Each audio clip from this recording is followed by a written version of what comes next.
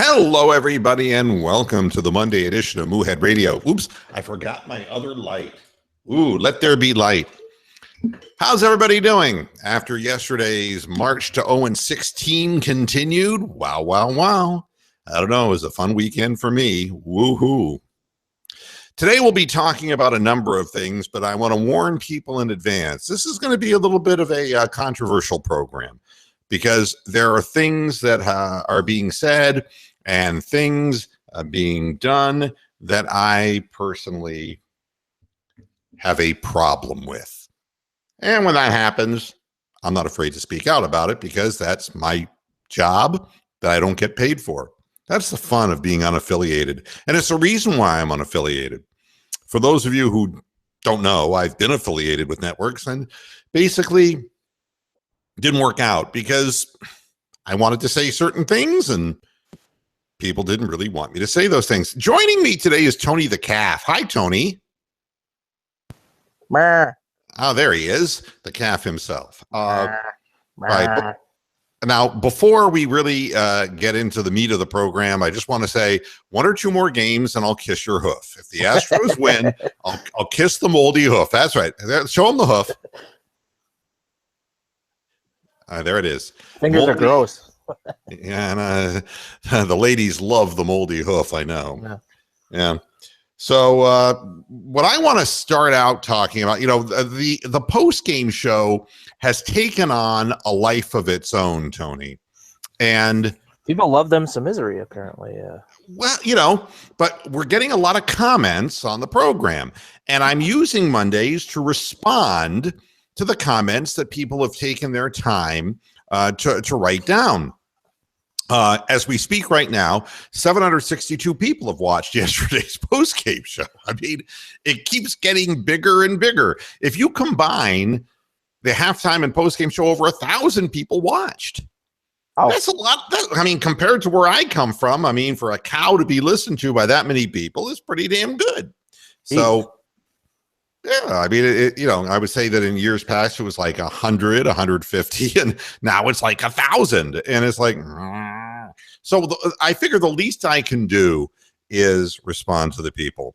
Like Gabriel Durant, who commented, there was blatant pass interference on the DeValve play that this dude, meaning me, is bitching about. The throw is fine. Every quarterback throws the corner fade as a one read. He has no idea how football works. Well, thanks for your comment, Gabriel, because I appreciate everybody who writes, and let me expound upon that. If you want to call it blatant pass interference, I told you on the program that I thought it was a penalty. Now, whether it was actually a pass interference or whether it was a defensive hold, and I didn't see the exact moment that the ball was released, but it was definitely a chuck in the end zone that is illegal and should have been at the very least an automatic first down for the Browns, and they still wouldn't have scored in the red zone, even with a first down again and 4 more chances, because regardless of your definition of what a fine throw is, 2 men on a receiver on a one read when one guy is wide open, it is the definition of Deshaun Kaiser. Every ball that he threw, and I will have you challenge me on this if you want to, Gabriel. Find me one example in Sunday's game where Deshaun Kaiser did not throw to the primary read. Show me one play in which he ran through his full progressions when his receivers were covered. Show me one play. That's my response to you. If you're going to say, well, that particular play, the one read is appropriate, then why is it appropriate for every other play of the game as well? And the reason is they called a series of short passes for him because he can't see the field. I'm not backing down about that. Next, Mark Banfield says, to those who pound the table for staying the course with management and the coach, Buffalo didn't stay the course, and they changed both their GM and head coach, and now they're 5-2.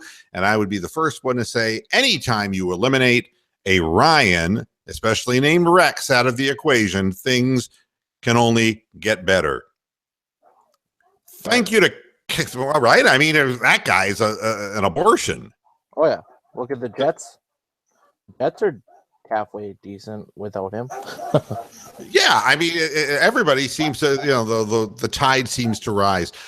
Thank you to Kevin Sayers for subscribing to the program. We're up to 120 subscribers to Moohead Radio, and Kevin is the newest one. Thank you so much. Also to H. Lippy for thank you. I appreciate subscriptions. That means that you are actually interested in what I have to say, which would make you one of the few, the proud, the Marines.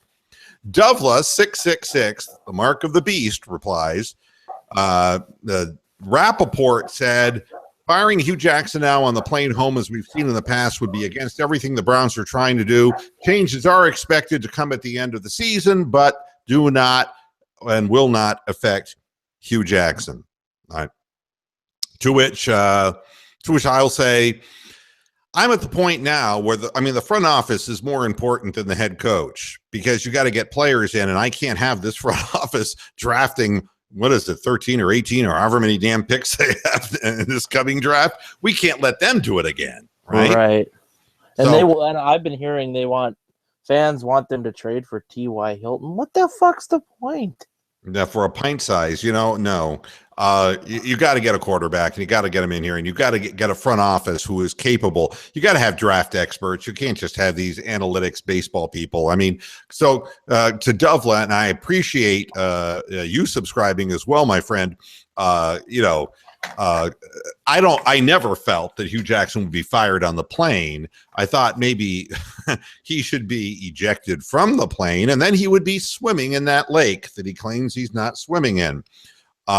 Other than that, I want to see the front office removed first, and they can decide what they want to do. Because with a whole new front office, the question with Hugh Jackson is his history of being separated from the front office, which was vivid in Oakland, is equally vivid in Cleveland. And you begin to wonder whether he's going to have a problem with any front office, or if it's just coincidental that it happened in both Oakland and Cleveland. Let's give him a new front office and see if he wants to stay. Because I'm not 100% sure with a new front office of experienced football people that he would even want to stay in Cleveland. But let's change the front office first. That's kind of how I look at that. Right. You got to get guys who can draft players. I know that the narrative going around is that Carson Wentz wouldn't look as good as he has, which I do believe that in a sense. But the Browns would look okay. He'd look semi-decent. The Browns would be in a hell of a lot better position they are now with Carson Wentz than they would be now, for Christ's sake. I mean, what Cleveland fan wouldn't want, 3-5 or fucking 4-4? You know what I mean? At least showing progress. Yeah, I mean, and that's the point. I mean, I don't think any argument can be made to support Hugh Jackson, because we were told that this thing was stripped to the studs last year when we were 1-15, and we're worse this year. So, no, I mean, I'm just going with the words that people said themselves. The owner told us it was stripped to the studs, man, and that means that was rock bottom, and it wasn't rock bottom. So. They ain't gonna win a game this year. There's no way. No, they don't have the requisite players. Which brings me to John McAfee, who says, "Will you have a show next week to review the first half of the Browns season? It would last for 2.5 minutes." The answer is we suck. Yeah, that would cover it. No, but we do shows every Monday and every Friday, and yes, I'll be talking about the Browns quite a bit. But no, I'm not going to have during the bye week. A Sunday show about the Browns when I have many better things to do. The main comment that I wanted to address is a comment from T99, who is the ultimate Browns apologist. This is really incredible. He takes me to task for saying that the Browns don't have any talent. Here's his comments. Duke Johnson is talented. Days is talented. Crowell is average. Coleman talented but fragile. Josh Gordon is talented if he could ever get clean and play again. Njoku is talented. It is the NFL. They are all employees in skilled positions. Joe Schobert leads the league in tackles. Christian Kirksey, number 3 in the league in tackles. Total defense, number 11 out of 32 teams. We just gave up 33 points to Case Keenum. Rush yards allowed per game, they are ranked number 5 against the run. That's because everyone's throwing against them because they have no secondary, because they have no talent. We made Case Keenum look like Johnny Unitas. Agba has looked good. Garrett looked good for a little time. He's been in. 4 starters are out. Yes, we need some talent at wide receiver, but it's far from the picture you paint. This team's closer than you think. The offensive line has improved. Teams aren't built overnight. It takes years because we've hit the reset button at the 2-year mark for the last 20 years. We've never been over the hump to see the other side. All you armchair coaches and warriors think you know more than NFL coaches and people that have played the game all of their lives. I get it. I get the frustration, but you're wrong, flat out wrong. Literally no one that knows football would call for Hugh Jackson to be fired. All right. Now, I wasn't watching the same game I was watching yesterday. Well, here's the thing. I don't believe me, all right? This guy obviously likes Hugh Jackson. So why don't we pay attention to what Hugh Jackson said after the game? Quote, "We have to play perfectly to win a game." Quote unquote. I'll say that again. We have to play perfectly in order to win a game. Now, T99, I got a question for you, buddy, because I appreciate you writing in. And hey, the disagreement is part of what we do. We're in the disagreement business in sports talk. How come Minnesota didn't have to play a perfect game? And they didn't because they threw an interception in the first series. No. And certainly the Jets didn't play a perfect game when they beat us. And certainly the Steelers didn't play a perfect game when they beat us. And certainly the Texans definitely did not play a perfect game when we played them. But they won. Why is it, Hugh Jackson and T99, why is it that we have to play a perfect game in order to win a single game this season? Why? 2 words. Talent level. There you go. I mean, I don't have to translate this to you, and you're from Minnesota, for God's sake. Oh, I'm sorry. Okay. I mean, look at the Vikings yesterday, and I truly believe the Vikings fucked around for 3 quarters and then decided to be a football team and actually play. But the Vikings defense, look at them. They have talented ball hawks on Everson Griffin, Danielle Hunter, Harrison Smith, list them, Xavier Rhodes. They've got talent on that defense that can shut anybody down. They have playmakers at the wide receivers. They have a running back who is a surprise, and he's making plays. The offensive line is blocking people. They've got a quarterback who can manage the game. All the keys to success. They don't have, look at Adam Thielen yesterday. How could a guy get that fucking open on a touchdown catch? Because 2 guys aren't communicating with one another. Exactly. Obviously. Communication is big. Talent is big. Yeah, Browns don't have that. And part of talent is, I mean, look, Justin Gilbert was talented, but it goes beyond. It's the ability to learn a system and an ability to absorb what your job is, what your role is in a given play, what you're supposed to do, where you're supposed to be. And it's obvious that Jamar Taylor and Abraham Campbell didn't agree on who was supposed to be where. Now, we know one thing. One of them was in the wrong spot, okay?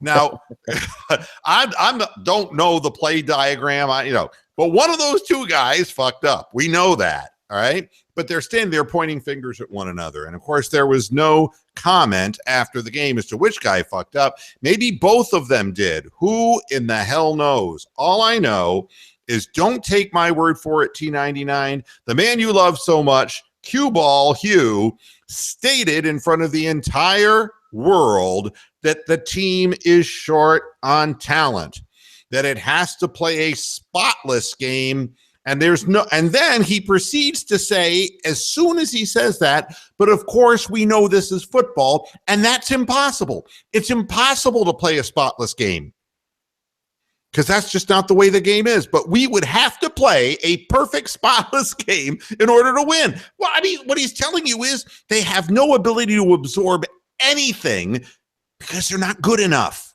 That is a direct pointing of the finger at the front office for providing a lack of talent. So don't take my word for it, dude. Listen to your head coach. The players aren't good. And if you believe Matthew Days is talented, ask you why it took this long to get him to return a kick. Only when Jabril Peppers goes down with a toe injury for the second week in a row, you decide to put him back there, and he responds with a 72-yard kickoff return. And it was the first guy who made people miss. Jabril Peppers is slower than Days and less elusive. Ask your favorite head coach, if you believe these people are talented, how many others are there on the roster could be making more of a contribution if they were given an opportunity? I don't believe in this head coach because just like I don't believe in the front office because I see with my own eyes the talent they've assembled. And I take a look at the head coach and I say, if you, you seem to be more interested, Hugh, in making the point that you have no talent, so your answer to everything is I'm going to make sure that Deshaun Kaiser plays, and the way I'm going to do it is I'm going to tell him you can't turn the ball over, and then I'm going to call nothing but 3-yard passes to our running backs sideways, and the son of a bitch still could only complete 52% of his passes on goddamn checkdowns. Please. I mean, it's mind-boggling. But he didn't turn the ball over. But, of course, the Browns did turn the ball over twice. Treggs, who shouldn't be returning punts, Matthew Days should be returning punts. Treggs fumbled one. And then, of course, Crowell was stripped in the beginning of the second half. So you can say Joe Schobert. You're going to say, he's a vastly talented guy. I mean, I always bring up Wally Rayner's name because Wally Rayner led the league in tackles one year. Big fucking deal. I mean, we're running what amounts to a 4-3 or a 4-6. In a 3-4, your linebackers are going to get a lot of tackles. But the fact is, our defensive line, which is so great against the run, you say, our linebackers are the ones who are making the tackles. Because our defensive backs, our safeties are lined up 25 yards behind the line of scrimmage. So who else is there to make tackles? And to make things even more ridiculous, we have nobody who can defend the forward pass, and that defensive line does not get pressure on the quarterback. We could not pressure Case Keenum. Right. And the blitz schemes are slow, awkward, and don't get to anybody because we just don't have anybody with athleticism and explosive speed. If you can't look at this T99 with your own eyes and see that we're slow, I can't help you here, buddy. But obviously, Hugh Jackson's even smart enough to know that. So that's pretty much, but we get comments on the show that I think that it's important for me to address because, it's nice to hear from people, and I'm not going to be belittling fans for their opinions because that's what we want from people, we want people to express themselves. Right. All right. Next, because there's nothing more to say about the Browns, by the way. No, you saw it all. Yeah. You saw it all. But I do have something to say about Stephen A. Smith that's going to really upset some people. Ooh. Yeah. I want to ask you a question. Because you seem like a reasonable guy.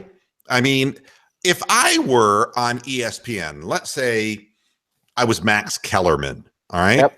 That'd be who I'm closest to because of the size of my schnoz. We both share the same heritage. We're of the same tribe.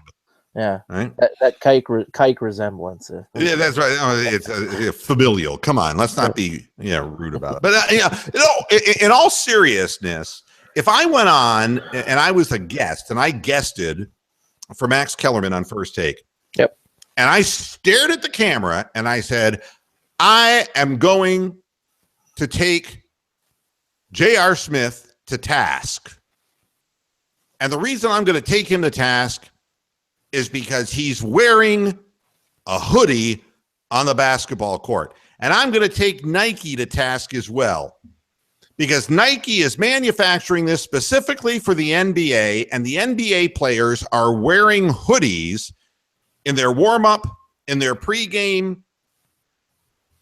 And you know something?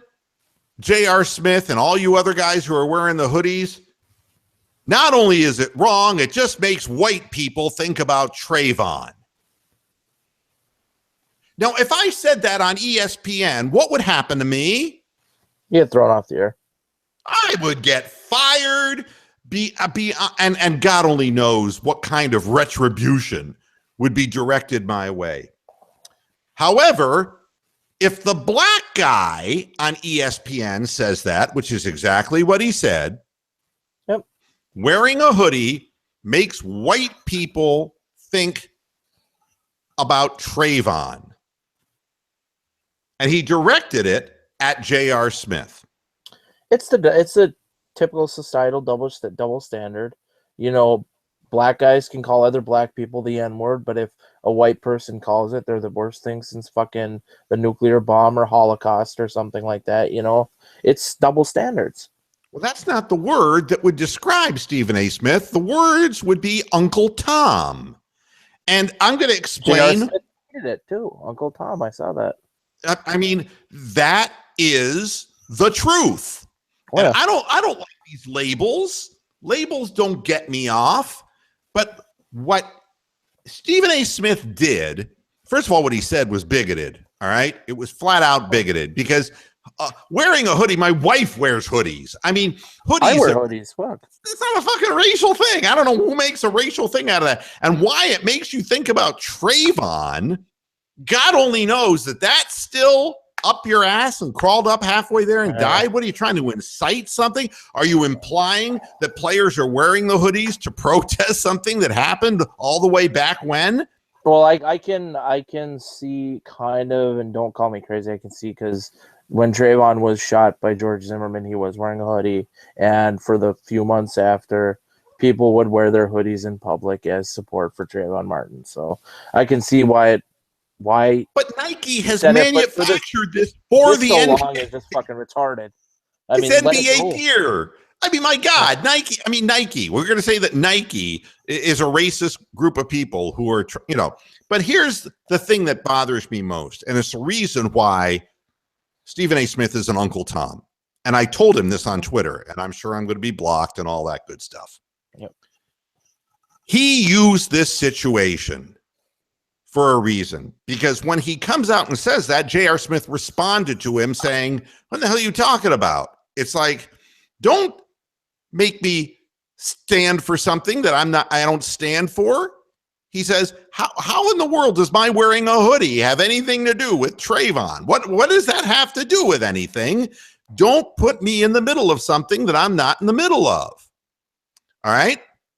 To which Stephen A. Smith, live on First Take, shifts the gear of the conversation and says, "Well, let me tell you, my man, you've shot 3 for 20 in your last 3 games. And he starts lambasting J.R. Smith. And it was at that point that I realized that this is the way that Stephen A. Smith is going to blast an ex-New York Knick when the Knicks beat the Cavaliers for the first time in 17 games. All right?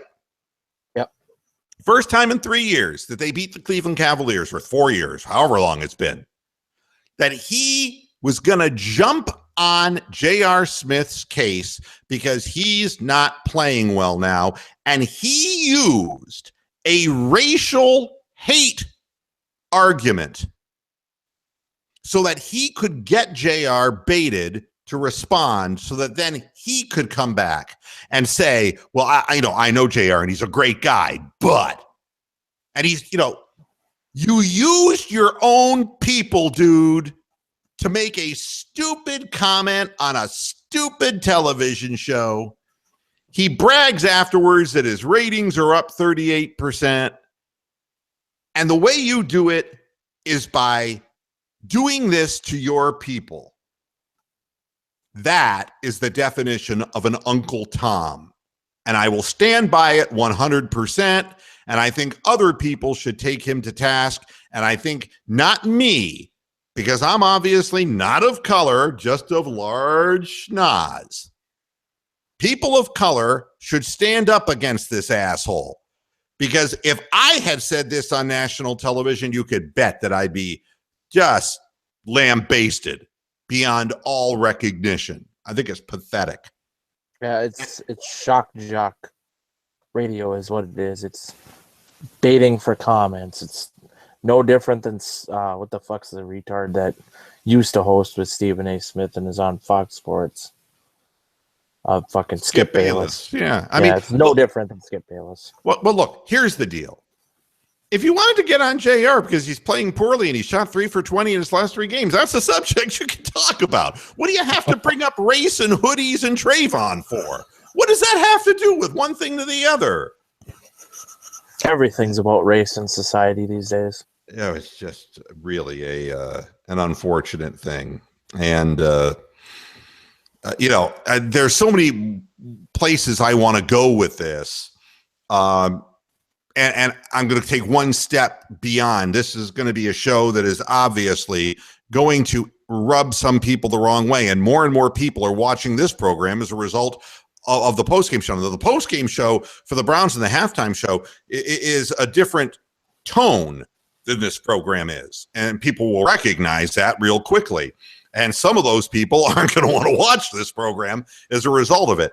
But for Browns fans, the halftime show and postgame show is just a matter of the reality that all Cleveland Browns fans have shared for the last, 18 years. Right. The next thing that I want to bring up here, and it's in the same vein as Stephen A. Smith, is Kevin Spacey, the actor. You've been following this story? Yeah, something about domestic abuse and whatnot. Anthony Rapp is an actor who was in the musical Rent in 1996. That's how he made his name. The way the story goes is that a 26-year-old Kevin Spacey was drunk on his ass, and a 14-year-old actor, Rapp, that's his name, was at the party. He was the only young person there. He's only 14. And so he kind of sneaked off into the bedroom to kind of watch TV, to be by himself. The party kind of let out, and Kevin Spacey confronted him in a bedroom, put his arms around him and squeezed him. And he managed to struggle and get away. That was in 1986 that this happened. Okay. 1986. Right. 11 years later, he actually did an interview with Oasis magazine, and we'll join this story with one little in between here.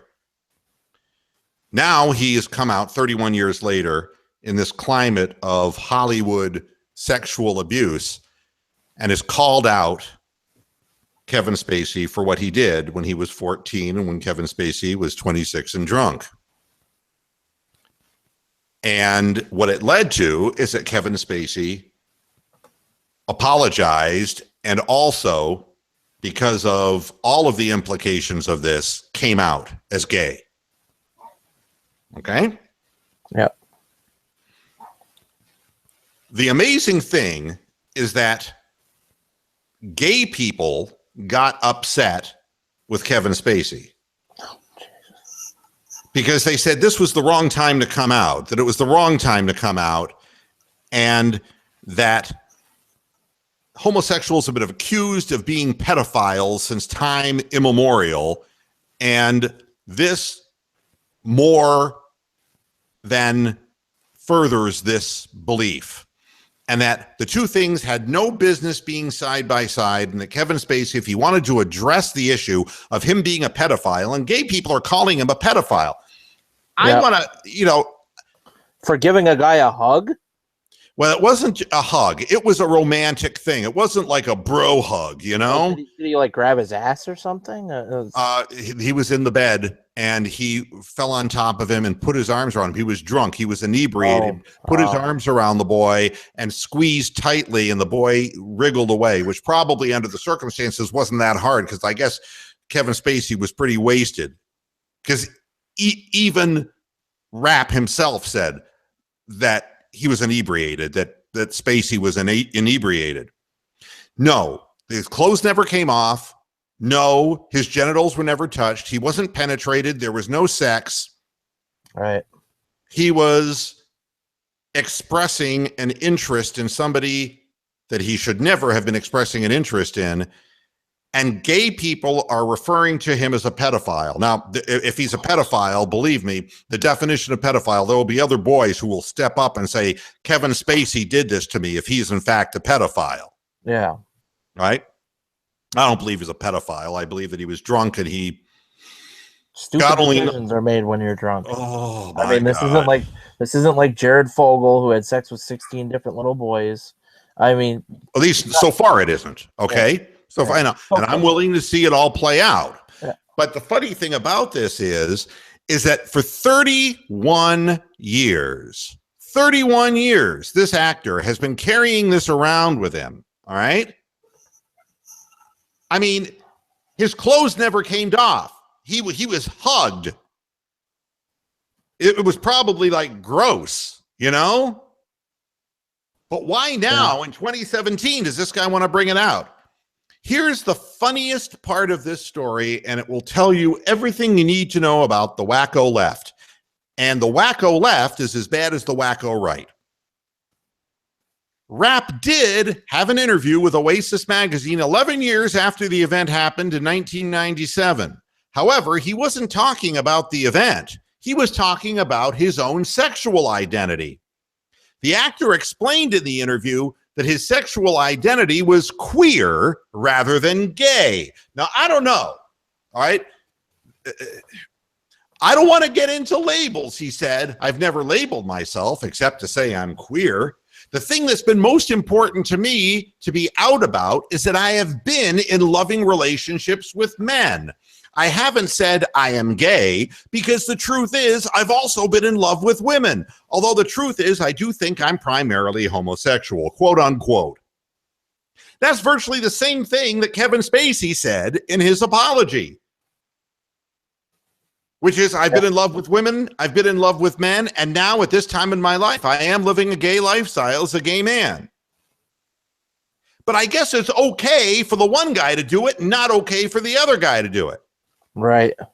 I mean, these mixed rules that we have in society, and what we have is a group of people who were absolutely right.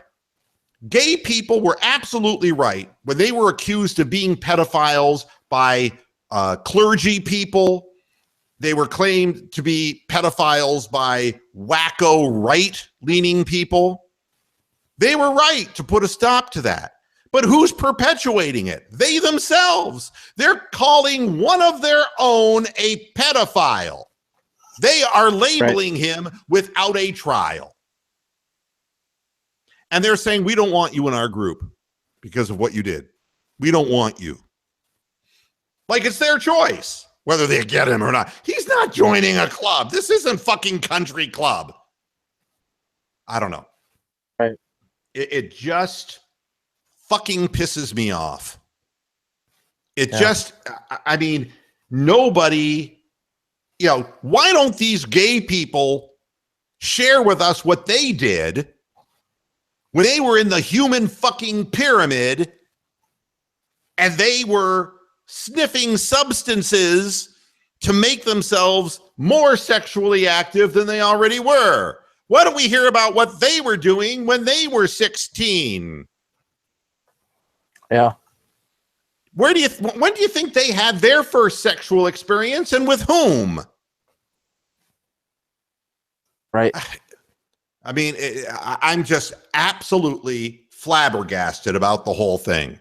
And it's not that I'm defending Kevin Spacey, because Kevin Spacey really, that is really a horrible judgment. All right. It's like something that, wow, that's just something that should never, ever happen.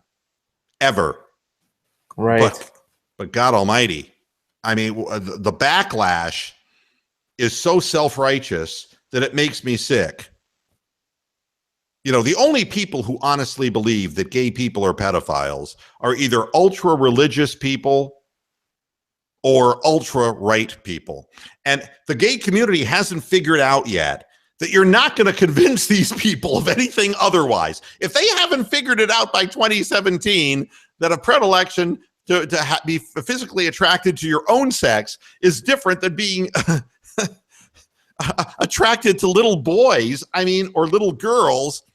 If oh my God, if they don't realize that, I don't know who they're trying to convince at this point, because you're never going to convince anybody who says those two things are associated in 2017. Those people are not worth converting to your cause.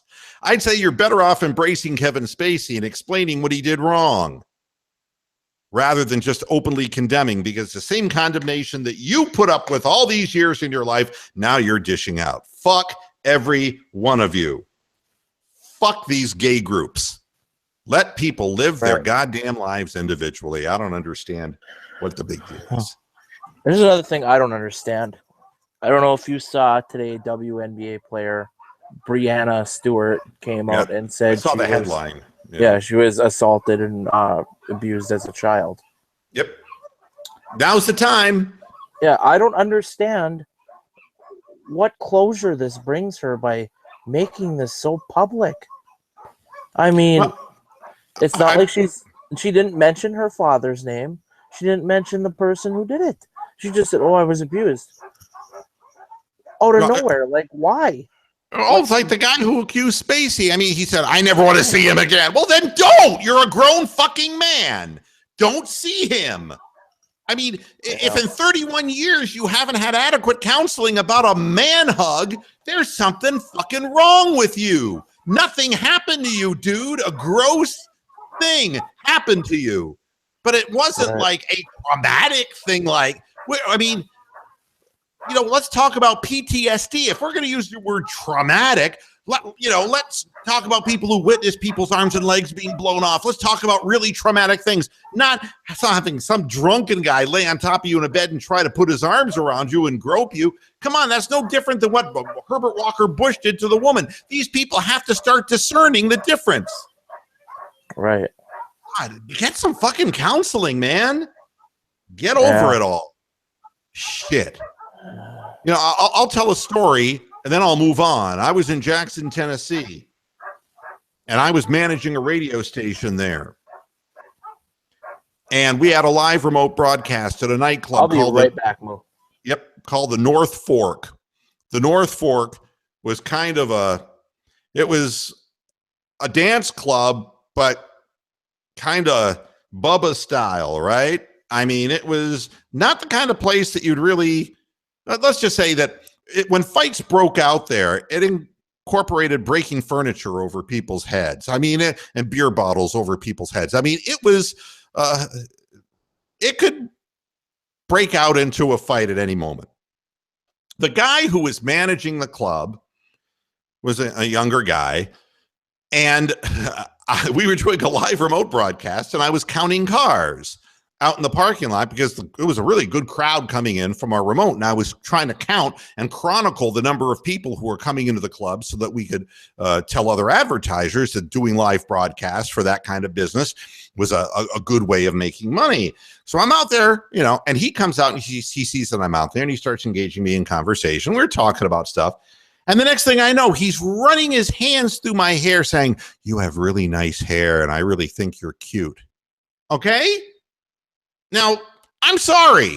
It's like, get the fuck away from me, dude. It's like, for real? At the North Fork? You're managing this place? Get a beer bottle shoved up your ass. Well, maybe he didn't like that. I don't know, but I don't like that.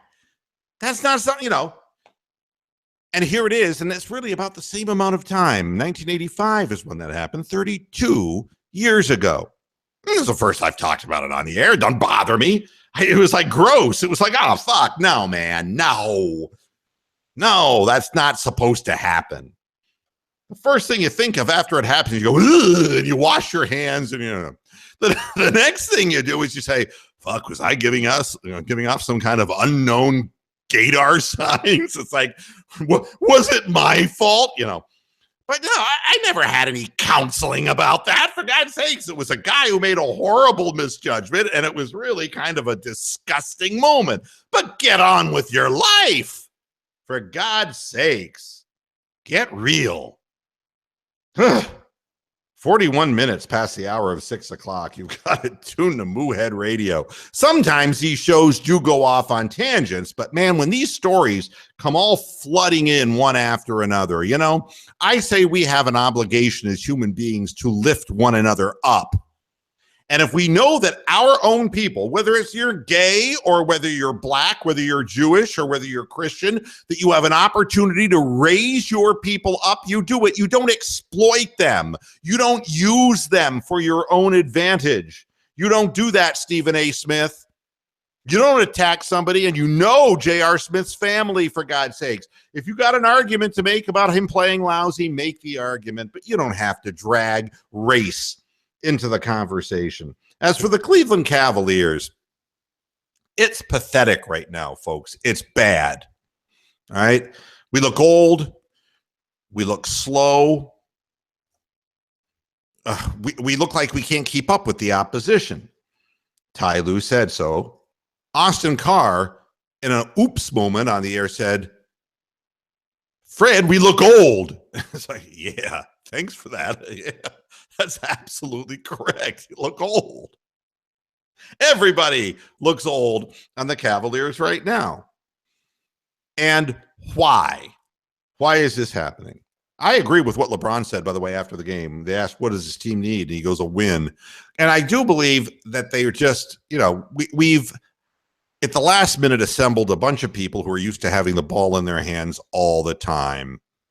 And if you look at the Cavaliers, you know, they didn't know that they were going to lose Kyrie Irving until the tail end here. They didn't know they were going to get Derrick Rose. They didn't know they were going to get Dwayne Wade. They didn't know this. And these are players, if you look at them, and Isaiah Thomas would be another one, these guys all are used to having the ball in their hands all the time. And this is, they have to defer to LeBron because he's the greatest player in the game.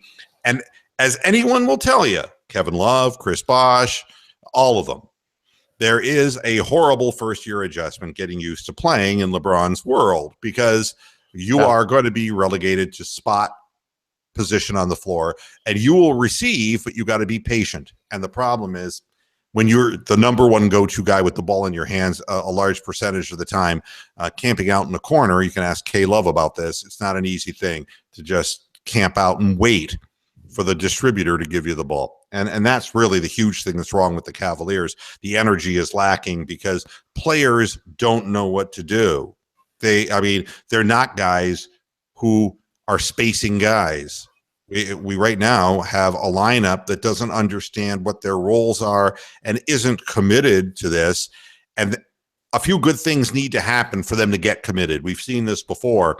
The difference is it's not just one guy. It's not just K-Love coming into the fold and it's like, okay, you, Chris Bosh, you're going to be the one who bears the brunt of responsibility here. It's going to be, you know, now it's multiple guys. It's Crowder, who's bouncing back and forth, first string, second string. It's D Rose, it's D Wade. And it will be Isaiah Thomas when he comes back. He's used to having the ball in his hands all the time with the Celtics. So we got a lot of work to do here. And I think more than anything, the energy is lacking because of that. There's just confusion. And I just don't think – I think the idea of playing with LeBron is a great dream. But when you get on the floor with it, it requires a lot of self-analysis and a lot – no, it does, man. It takes a lot of thought process and acceptance. And it's either going to happen or it's not. The defensive effort is pathetic right now. The guys are not in shape. All of these things are obvious, but it's nothing that a good performance or two won't help out with. It's not a lost cause at this point, but you know, it's certainly rough. Can't let it get too out of hand though, or else things could snowball quick. Well, that's what happens. And with 24/7 sports, that's what happens too. I mean, I don't hear anybody today, they're talking about the Spurs. The Spurs back-to-back losses. They lost to the Pacers yesterday. And before that, who was it they lost to? They got blown out by the Orlando Magic by more than we got blown out by the Magic. But we don't hear anything about that. Right. Warriors just lost to the Pistons. It's a strange league. The Oklahoma City Thunder are having problems gelling. I mean, that's right.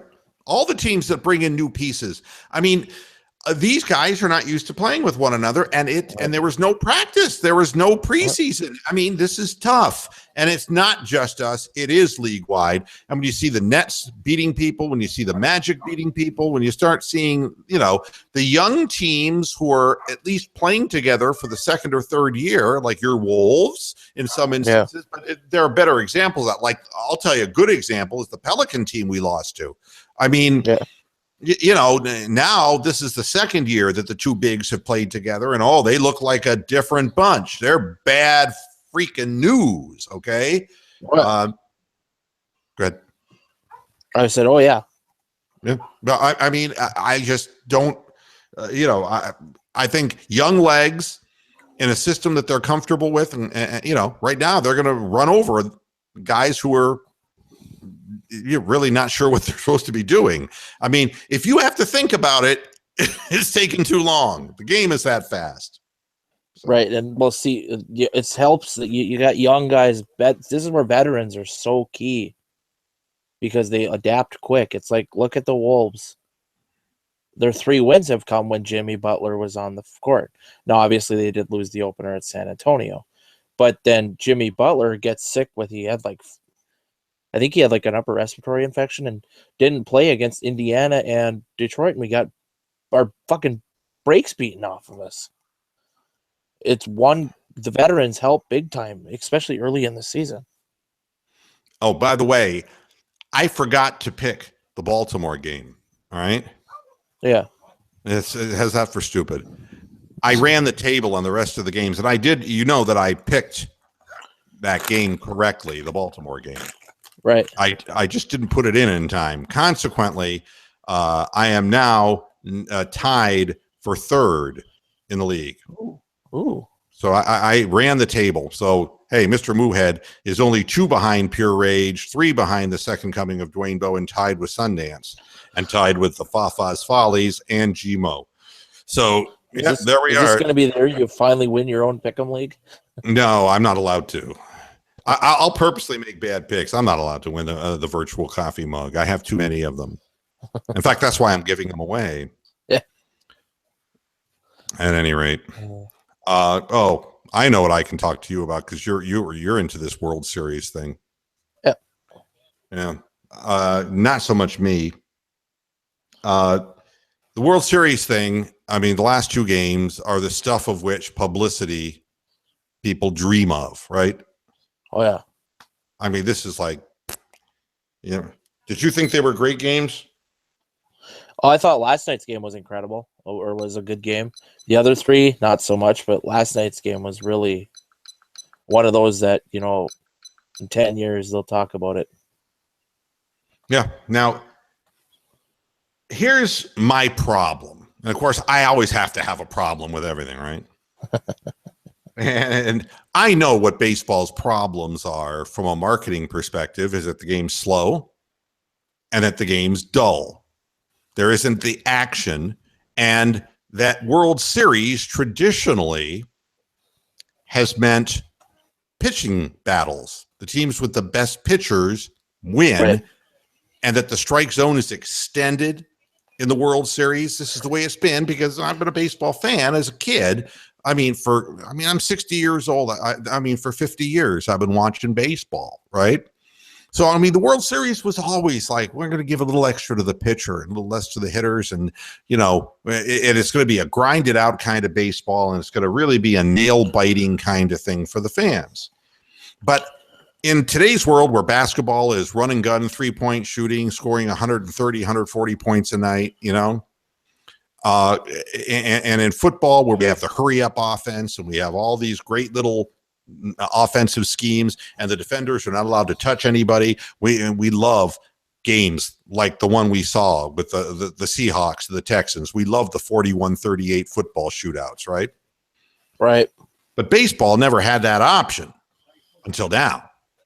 Yeah, because it's clear they've juiced the ball. There's no question. I mean, during the course of the season, but now it's gone a step further. Okay. And this is where I kind of, and I'm not a purist. I don't want to go down as being one of these, shrivel-dicked purists. That's not what I mean. I don't care from what they did 50 years ago. I don't really care. But it's obvious that something's going on when a guy hits 20 home runs and he's 5'6", okay? Yep. And he's going to be the MVP of baseball. And he's never come close to hitting that many home runs before. And now he's hit 7 in the postseason. Something's going on, all right? That we have back-to-back games where more home runs are being hit than in any other games. I mean, you realize that in this 5-game series, up to these 5 games, more home runs have been hit in 5 games than in any 7-game series, all right?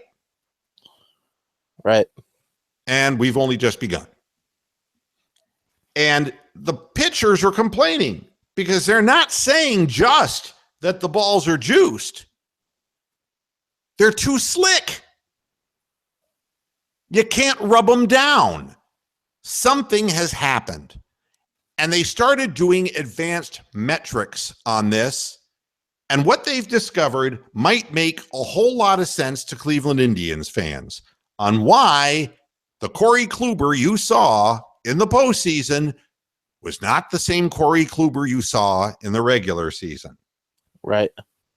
The pitch that has been forsaken because of slick baseballs is the slider, and it is the wipeout pitch of choice in Major League Baseball today. Yep. They did an analysis of the World Series pitchers and how they fared in the postseason, and guys who they traced to having no home runs hit off of the slider, 96 times thrown, are giving up home runs off the slider. That pitchers who are slider heavy are hanging them in the zone, and the ball, which is already in a juice state, is going out of the park at a record rate. Corey Kluber's 2-out pitch is the slider, the wipeout slider. Yet Corey Kluber could not strike anyone out. They've looked at the numbers of swings and misses that have been reduced by 80% in this World Series because the pitchers can't get the proper grip to throw the suicide slider. Right. Now, I understand you have a problem. The scoring isn't enough. You can't let the players shoot up with illegal substances. I get that, so you juice the ball. But how excited can you get about this, knowing that this is the case, Tony? Not really. I mean, I remember back in the days when the curveball was the strikeout pitch of choice, and watch people like Burt Blyleven, who had fucking one of the best curveballs you've ever seen, just fucking mow people down, and then all of a sudden, those guys went away. I don't get it. Well, I mean, I think in every generation, the grip of the ball. I mean, I remember Bruce Sutter when the split finger became all the rage. Okay. They used to call it a fork ball back in the day, but the difference was the fork ball was not thrown 90 miles an hour. All right. The torque that was put on the arm was not as great. Elroy Face was the forkball pitcher back in the 60s, folks. I'm going back in the way back hot tub time machine.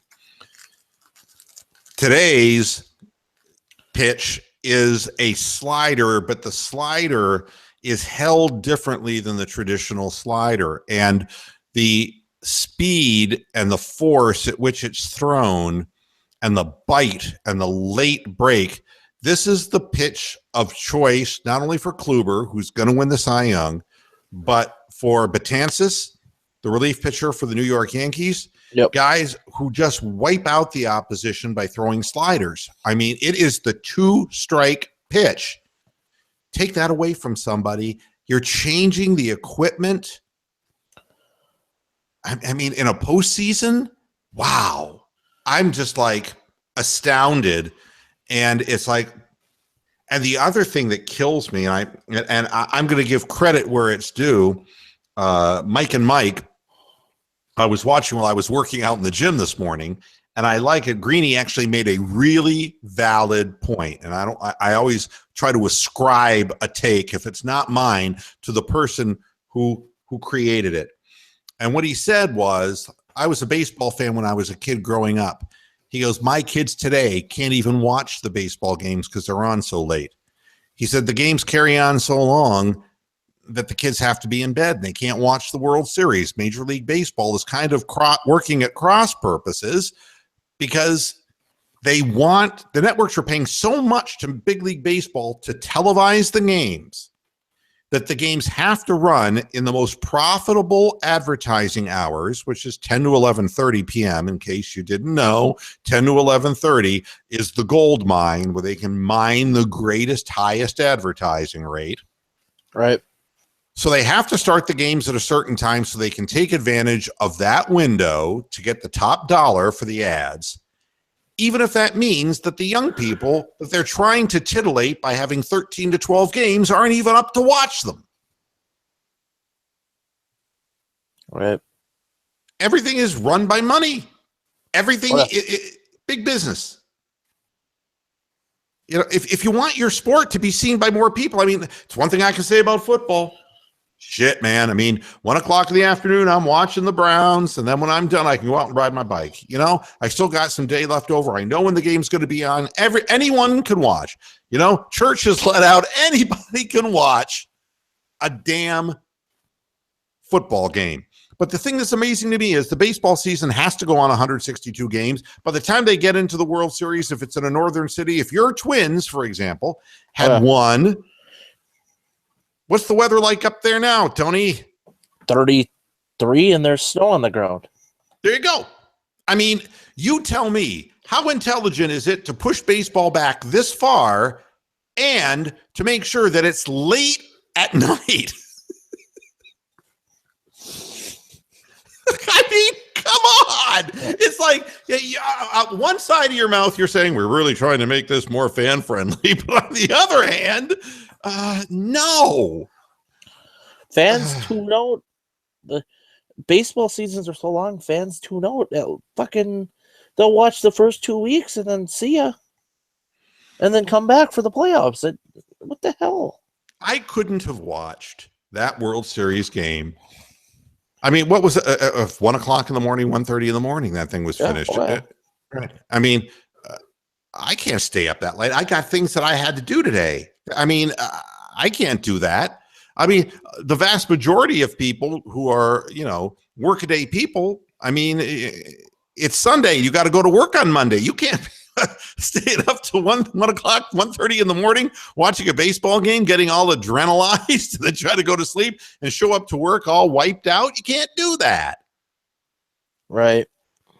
So we're running a time slot where fewer people are going to be able to consume the product. And yet we're so concerned about trying to get more interest in the game that we juice the ball and we slick it down to make it hard for pitchers to throw their best pitches. I mean, I don't know, man. I don't know. Yeah, strange. It is strange. Yeah. But congratulations to your Vikings. I mean, I'm glad you won because I'm going for the 0-16. I mean, I'm not gonna lie. The first quarter and a half, I was nervous, and then I realized, oh wait, we're playing the Browns, so we'll probably win anyways. But I was a little nervous there for a while. I mean, Keenum throws the fucking interception, and then Isaiah Crowell runs into the touchdown with ease, and I was a little worried there for a while, but. For about 5 minutes. Thank you, Paul Baker, for subscribing to Moohead Radio. Somebody just subscribed. It's wonderful seeing new blood coming on board. I love that. But yeah, for 5 minutes you were shaking in your boots, wondering, "Oh my God, is this going to be the week?" And I got to lose to the Browns, and I got to deal with it from the fucking fat guy in Southern Carolina. No, the truth is no. I mean, I would feel sorry, and I would be pissed that we won one, because that might mean that we have to stay with the status quo. Somebody could actually, like T99, interpret that as progress. Right now, 0-16 is perfect for me, because nobody can argue progress in an 0-16 season. I'm completely shocked they haven't fired Hugh yet, or you know what I mean. Normally, the coach is always the first one to go. Yeah, but here's the thing that makes it really sticky, is that they don't have any talent, and there is no coach that can coach these people up. So whether you like T99, or whether you don't, like me, isn't really the issue, is it? I mean, it's really getting better players. Now, if you get better players and they still lose, then you can get rid of the coach. But I mean, it's really hard to get rid of the coach when you have wide receivers who were claimed off waiver wires because front office and management didn't go after any receivers in the draft or the UDFAs. It's kind of a sticky situation. Or your starting wide receiver was bagging groceries 3 weeks ago, and that Trags guy, or whatever the fuck his name is. That's right. I mean, and if you're Hugh Jackson, you may be considered an offensive coordinator, but if you have no team speed, no experience, people have bad hands, bad attitudes, it's a horrible assemblage of players. And he should be the one who would take the fall last. I don't like his bullshit style. All right, and I'll leave it at that. But the front office cannot remain in place. Those people have to be wiped out. We've got to get expertise in that group. It's the only way this thing gets turned around and there's any respectability. And the only way that I can judge Hugh Jackson from a strategic perspective, or as far as that goes, Deshaun Kaiser, who I've already prejudged.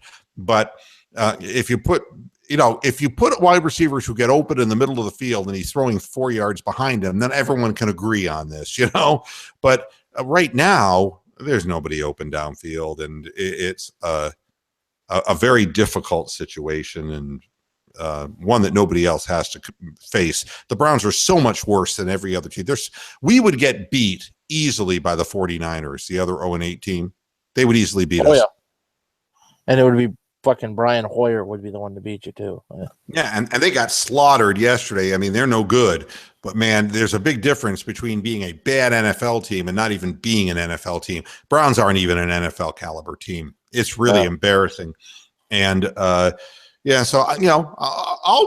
I'll stay my hand of execution to Hugh. If you promise me to get rid of the front office and get some experts in there who will draft some good players, I can live with the coach, but I can't live watching these players. It's horrible. Right. It's a horrible thing. And you're 6-2 now. I mean, that's wonderful for the Vikings, and especially in what started out being the worst of all possible worlds with your quarterbacks going down. Who would have thought? Sam Bradford went down. Case Keenum stepped up mightily, and got Teddy Bridgewater sitting there waiting in the wings. So if Case Keenum screws up, we can always go right to Teddy. And right now you do have some players, and it's just like your Timberwolves. Your Timberwolves have a better record than my Cavaliers. So I mean, hey, I'm really good about giving people credit where it's due, and I don't like to see like the Timberwolves shit year after year after year. Yeah. I don't like to see that. If you got League Pass, they play the Heat here in about a half hour. So, and I'm not even bitter about, if the Cavaliers wipe out, LeBron James leaves, and the whole thing falls apart. I had 3 incredible years watching this group play, and won you a championship. What more can you ask? That's all I could ask for in my lifetime. So, I mean, I'm not going to be bitter or angry about it. It's the way it goes. I mean, the big 3 in Boston got old, and the Celtics ended up stinking afterwards. This is what happens to basketball teams. When Kobe got old, this is what happened to the Lakers. It happens to all teams. And, it's hard to come back from. But, why be angry and bitter about it? Because the truth is, I never thought that I would see a championship in my lifetime. So I'm good. Right. I'd like to see somebody else feel that joy, and And before I move off the air here, Ohio State, Penn State. You know, Ohio State had no business winning that football game. Right.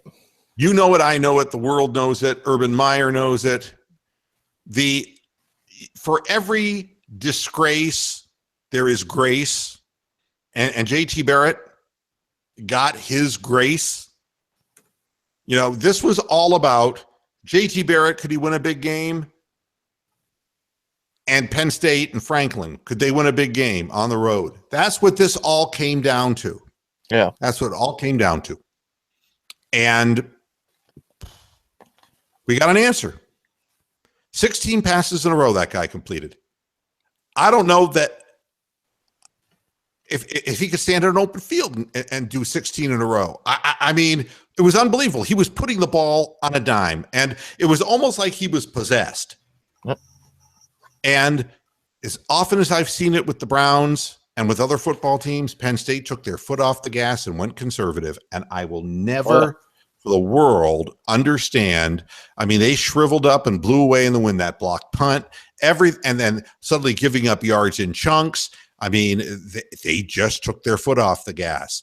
And why they decided they wanted to run the football so much, and why, you know, it's like the whole thing came down to, oh my God, we have a chance to win this, so we better figure out a way to really shut ourselves down and not score points.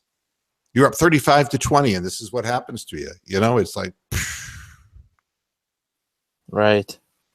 Just a bad situation for Penn State, and I know how hard it is for the fans in Happy Valley, because they were looking at this as some kind of a coming out party from the shadows, you know, of the whole Jerry Sandusky thing, which should not continue to be held against the university. It's a horrible thing that happened. But it is of no lasting consequence to me that there are evil men in the world and they allow evil things to happen. But they're vanquished. Their fans, unfortunately, are.